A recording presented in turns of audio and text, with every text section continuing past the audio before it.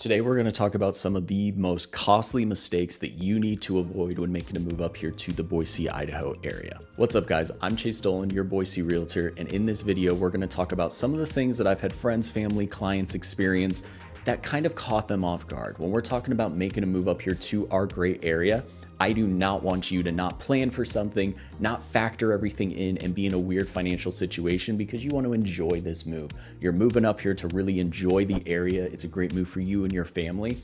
Let's make sure that the finances are sorted out as well. And to get started, let's talk about the biggest one that may be super obvious. It may not be as obvious. We're going to talk about your housing expenses. So the housing expenses, it's kind of just the overall cost of the home. If you're buying a home, it's going to be that total purchase price, your mortgage every single month.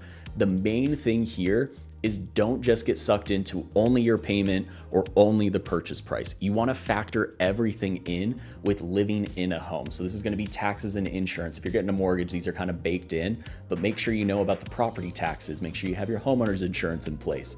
Our property taxes here are extremely affordable.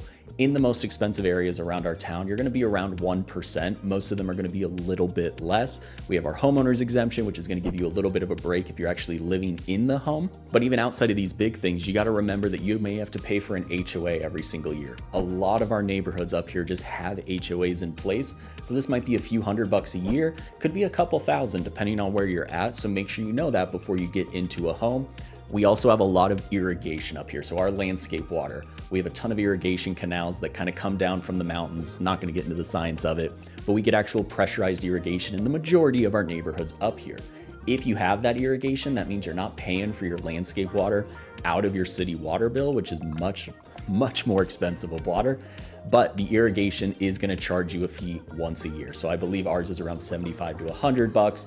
I've seen some that are a little bit higher. Some are down in the $20 range. So just know that that's going to be another bill that you have to take care of. And then of course you got to plan for your utilities, your day-to-day expenses. Utilities up here, we're one of the cheapest in the country. So we are very, very competitive when it comes to gas, electric, water, sewer, trash. And then you're also going to want to look at the groceries, your gas bills, everything that you need in that day-to-day life to get to work, get home, do all the fun things that you enjoy.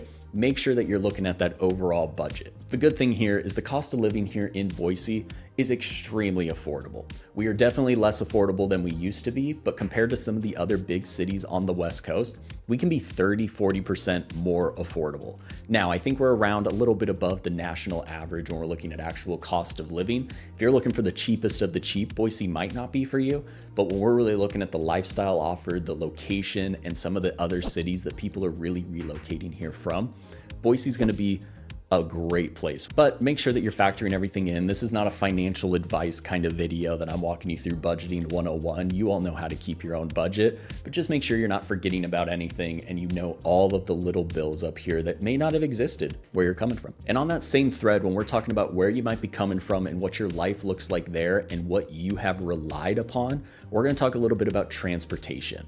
Really, it's going to be twofold. If you're coming from an area where you've relied on public transportation, light rails, buses, trains, bikes, whatever public transportation you tend to use, moving up here to our area, public transportation is a little bit of a struggle right now. We just don't have the infrastructure. We weren't big enough, honestly, for a large public transportation system until just a few years ago. In downtown Boise, you're going to have a nice bus system. There is a bus that takes all the way out to Nampa Caldwell, but it is not something that is widespread. It's going to be super easy to use. You're going to probably have to commute to the bus stop. There's going to be different things. We are a very car reliant city up here, especially if you're outside of downtown. So if you're living in Eagle, Meridian, you're going to be car reliant. Bikes and such are definitely extremely popular with the Greenbelt. You can shoot all the way downtown. Meridian, Boise, and Eagle are all starting to build out that bike infrastructure a little bit when we're talking about actual bike lanes, service stations, everything there. But at the moment, if you are very public transportation heavy, I'm going to be honest, you're going to want to look into it and make sure that you have a plan because it just is not as simple as some of the bigger cities around our country. And then on the second thread, when we're talking about transportation, Boise up here, I absolutely love this, but we do have all 4 seasons, which means we get snow and you're going to want to get out of town. You want to get up the mountains, actually enjoy some of the nature that we have here. So make sure you have a car that can actually do that for you.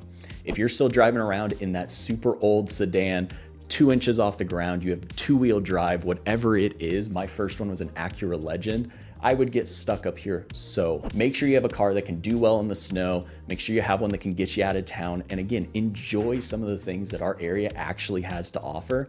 This is something that comes up all the time when people are relocating here from some of our warmer areas. They just don't even think about it. All of a sudden winter comes along and now they're buying a new car because they just didn't plan ahead. And nothing is worse than getting stuck when it's cold, icy. It's just one of the worst things that can happen to you. Before we get into the next one, I do want to remind you that I am a local agent up here in the area. So if you have any specific questions about what it actually takes to move up here, some of these mistakes, if something really jumps out to you, I help people make this move every single day. So call, text, email, whatever works best. All that information is down below. If there's a way that I can help, I would absolutely love to. And if you're liking this video, you're learning something, hit that subscribe button down below. That way you can continue to learn everything that you need to learn about the Boise, Idaho area. But getting into the next thing that I want you to avoid, we're gonna talk about not factoring in the actual home maintenance up here. So we talked a little bit about all the housing expenses that happen, but the cool thing with owning a home, you get all the positives, you get to own your own place, you get to do whatever you want to do with it, but you also get the opposite side where you actually have to take care of it.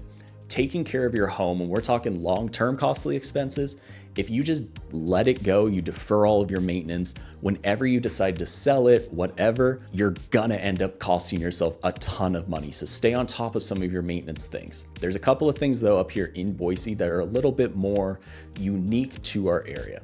First of which being, let's start with the snow. We get some good snow up here. So you're gonna wanna make sure that you at minimum get a snow shovel. Depending on the size of your lot, you don't wanna be shoveling so much where you're breaking your back. So a snow blower is something that you're gonna see in a ton of neighborhoods up here. It will make you one of the favorites in the neighborhood if you can do some extra sidewalks. Just a little note. We absolutely love it. Snow shoveling is easy to do, but if it gets melted at all and it gets a little bit more heavy, it can be a struggle. But overall, you just need a plan for getting the snow off your driveway, out of your sidewalks. Have a plan so that you can get where you need to go. And with the weather change, we do have all 4 seasons here, but we also have that pressurized irrigation that I talked about. So up here in our area, every single fall, you're gonna wanna plan on blowing your sprinklers out. This is a super affordable thing. You'll typically see little signs in your neighborhood pop up from some of the landscaping companies that are, hey, sprinkler blowouts, $20. They'll come, they'll blow out your system. Basically what they're doing is there's water stuck in your sprinkler hose. If that freezes over the winter, it's gonna crack some of your sprinkler pipes, and then you're gonna be stuck with a much more expensive sprinkler repair when the spring opens up and you're trying to water your lawn. If you have any sort of air compressor bigger than kind of the small donut ones, you can typically do this yourself. But again, just pay somebody if you don't have time or the know-all to do it. Do not skip on this. Every time I've seen somebody skip on it, it has bit them in the butt at some point. So spend the $20, get it done, stay on top of your stuff. And then finally up here, our water is extremely hard. So if you have any glass doors, black fixtures, just don't like the soap scum in the shower, you're gonna want to invest in a water softener. And if you're in a home that already has one, just remember that you are going to have to refill that with salt roughly every month, depending on how much water you're using. This is an extra $5, $10, $15 depending on where you shop, but it's something that if you forget to do this and your water softener runs out of salt, you might end up doing more harm than good. So just stay on top of it. Again, it makes cleaning so much easier. The next mistake that I don't want you to forget to think about before making a move up here is really spend some time thinking about what direction you want your home to face. If you're coming from anywhere that has any sort of snow, if you're coming from Colorado, Oregon, Washington, wherever, you're gonna know that a north-facing house versus a south-facing house, drastically different experiences. We've had both up here. We're in a north-facing home right now, which I love our home, but that is the one thing, if I could flip it around, I would absolutely love to. The reason for this is in the winter in particular, if you're in a north-facing home, your driveway gets so much less sun than if you're in a south-facing home. South-facing homes on a street, you can be driving down across the way from us, they all still shovel, but if they forget to shovel, all of their snow, the ice, the slush is melted by midday pretty much across the board.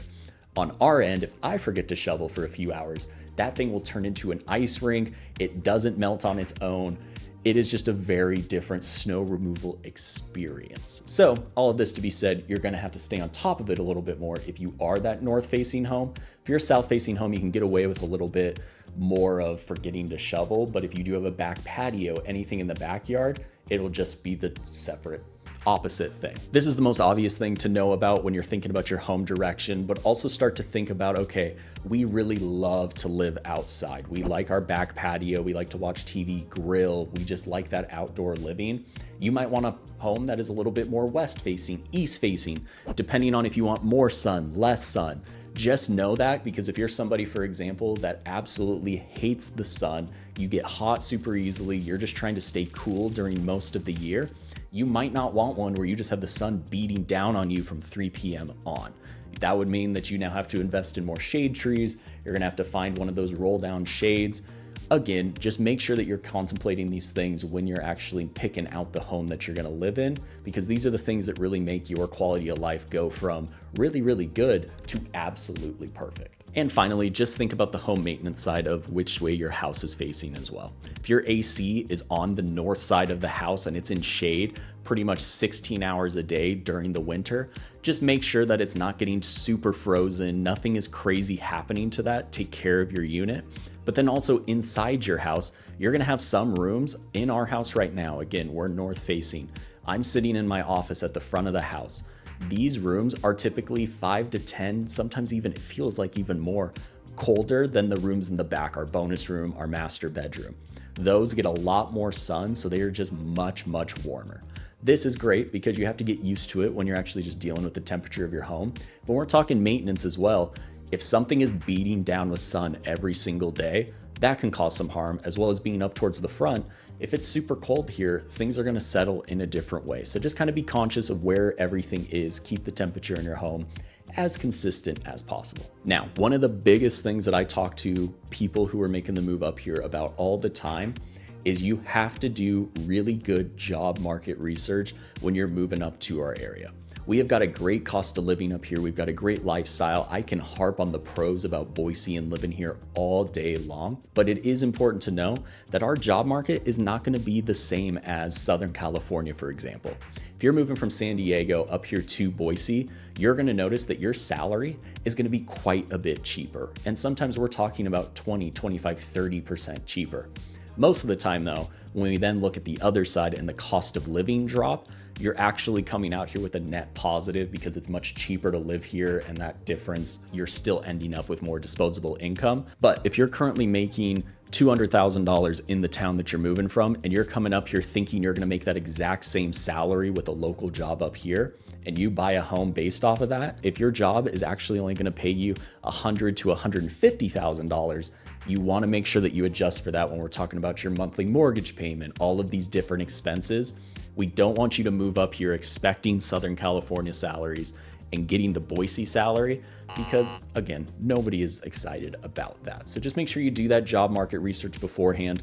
Our wages up here leave a little bit to be desired, but that is something that as we continue to grow, we're seeing much better companies, we're seeing more jobs come, that will start to trickle up. But again, don't be caught off guard. Do the research up front now so that you know that it's coming, and then you can just enjoy everything else. All right, and the number one costly mistake that you can make when moving up here to Boise, Idaho is not calling me.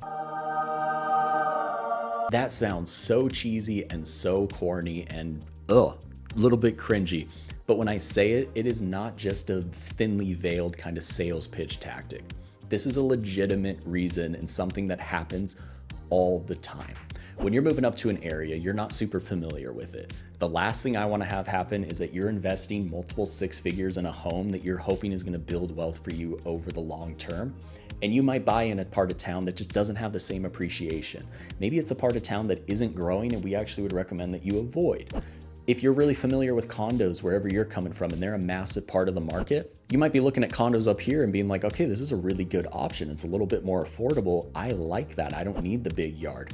Condos up here do exist. Some people absolutely love them, but the market for those is so much smaller, and the appreciation for condos versus single family homes is going to be much, much tighter. So if you're doing something where you're planning on, hey, this is going to be our first home, we're going to build wealth 5, 6, 7 years down the road, and you make one of these mistakes, you're just going to lose out on a lot of that future return that you may have gotten if you just had a little bit more information. Because at the end of the day, this mistake and this reason that I'm talking about It is all the old adage of you just don't know what you don't know. So reach out to me, reach out to somebody here who's local that can walk you through all of the in and outs of actually living here in the area. And the biggest one is that location. So it happens all the time with clients. We'll put their criteria in, they will find a home, checks all the boxes. It is the perfect home at the perfect price. They pull it up on a satellite image and they see that, oh, it backs up to this main road, but it's a little 2-lane road. It doesn't look extremely busy. I'm thinking of the road behind me that we drive on. It's not a super busy road at all. So you know what? We can make that work. Little do you know that you move out here and you're moving back into Linder, and Linder is one of the main north-south thoroughfares for commuting. So every single morning and night, you are just going to be hearing all of the street noise. That is a really easy thing to avoid if you know it, but if you're just going off what you can see online, sometimes you can miss those things. So again, this is a little tongue-in-cheek because of course, if there's a way that I can help, call, text, email, all that information is down below. But this is a legitimate thing. And overall, I just don't want you making any of these massive costly mistakes and just having that regret about moving up here to the area a year or two from now, not really enjoying the choice that you made. Because I do say it with my whole heart that living up here in Boise, Meridian, Eagle, whatever's best for you, it can be the best decision that you can make for you and your family. So you just want to think about all these things before you make the move up here. So again, reach out if you have any questions at all. If there's a way that I can help, I would absolutely love to. But hopefully I helped answer at least one question throughout this video. So until then, watch one of these videos that's popping up and I'll see you all on the next one.